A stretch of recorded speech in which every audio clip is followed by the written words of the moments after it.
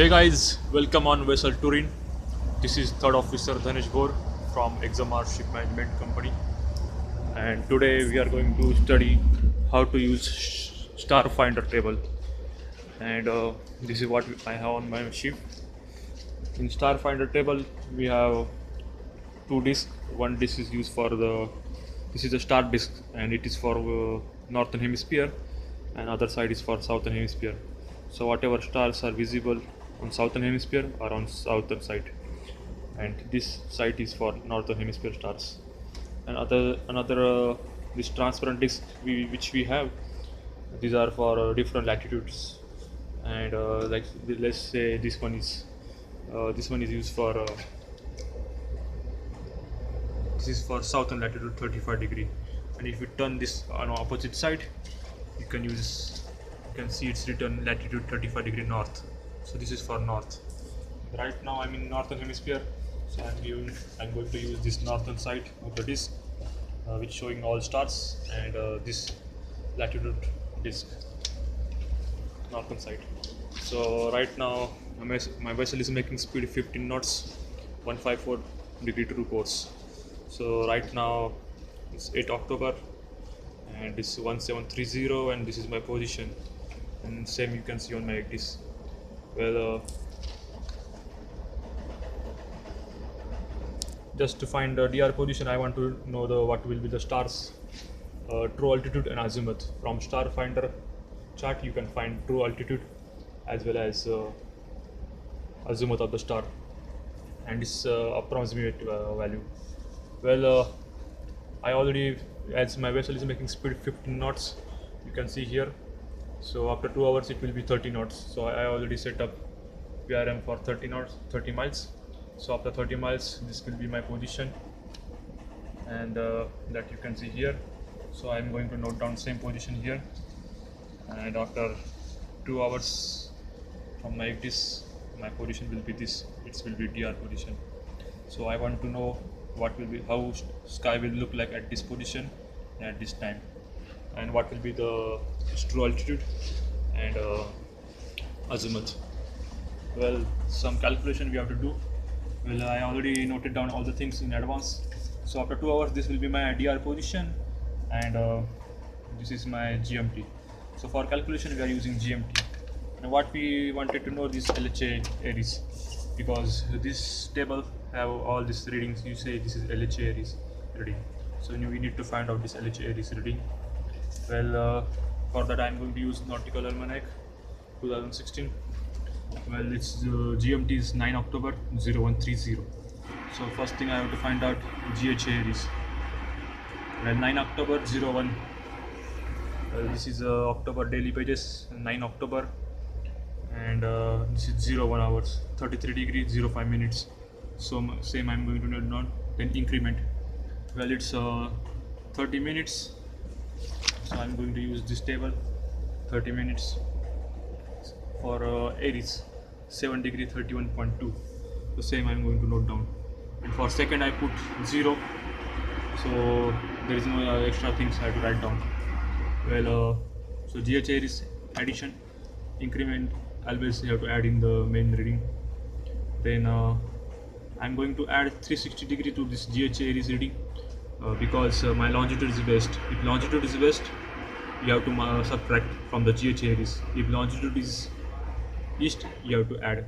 So as I am going to subtract to find out the LHA Aries, so I add 360 degree to this GHA Aries reading. So after calculation I got this GHA Aries reading. So this GHA Aries I am going to use here. Well, my GHA Aries 274 degree and 12 minutes. So right now you can see this is GHA Aries readings, and it's 274. So 274 is somewhere here. I'm going to use this star disc, as my latitude is 35 degree north. You can see I have to use this disc for 35 degree north.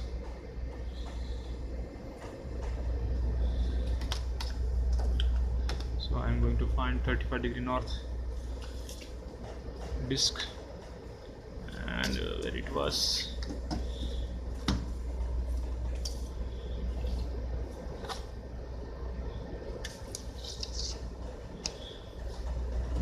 here it is. So this side I'm going to use 35 degree. I'm going to put it at center.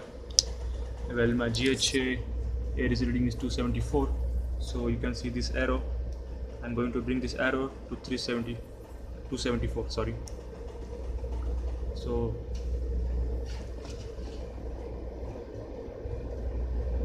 here it is, 274.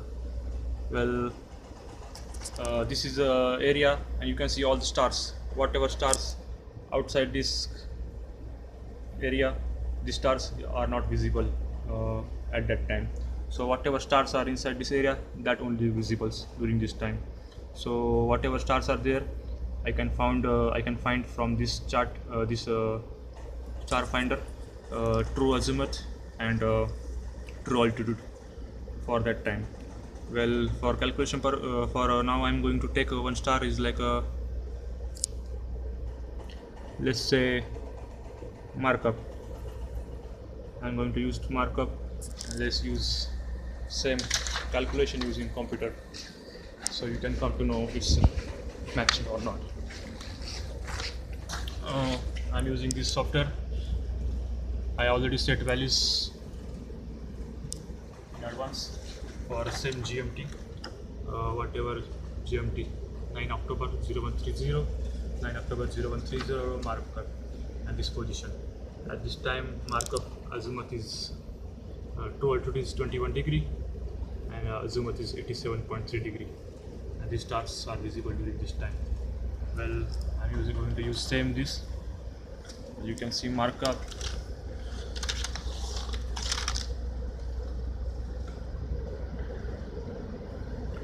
While doing this calculation, make sure this arrow should be on same with what GHA, LHA is you found. Well, this is a markup, and you can see markup is almost